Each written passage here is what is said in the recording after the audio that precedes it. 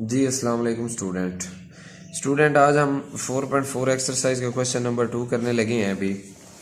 तो 4.4 का question number 2 क्या है? Find the conjugate of x plus y square root. तो आपके सामने ये दिखाई दे रहा है आपको।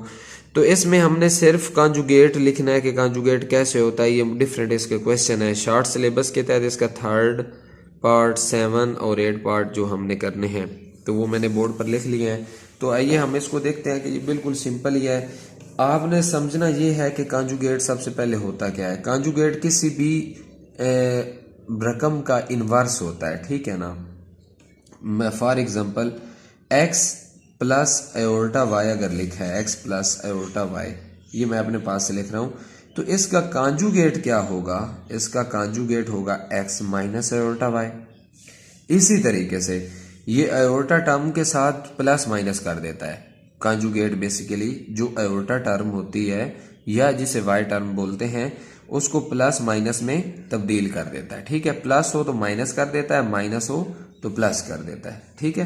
तो ये दोनों ही एक दूसरे के कॉन्जुगेट हैं, यानी कि x माइनस आयोटा वाई का conjugate x plus iota y और x प्लस आयोटा वाई का conjugate x minus iota y. इसी तरीके से अगर हमारे पास स्क्वायर रूट टर्म हो यानी कि जजर वाली, उसका भी कॉन्जुगेट इसी तरीके से होगा कि उसका कॉन्जुगेट क्या होगा? x plus y square root का कॉन्जुगेट होगा x minus y square root, ठीक है। और x minus y square root का कॉन्जुगेट क्या होगा? x plus y square root, ठीक है ना।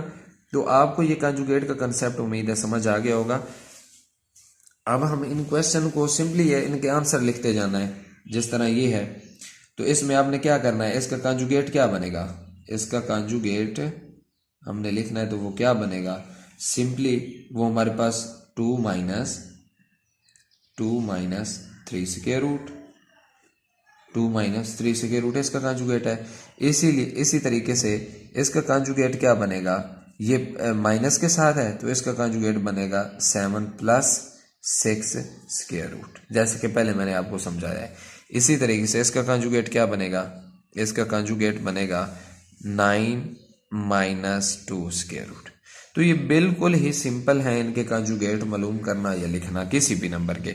तो मैंने आपको दोनों तरीकों से आयोटा के साथ भी कॉन्जुगेट समझा दिया है और स्क्वायर रूट के साथ भी कॉन्जुगेट समझा दिया है कि कैसे प्लस को माइनस और माइनस को प्लस में चेंज करना है।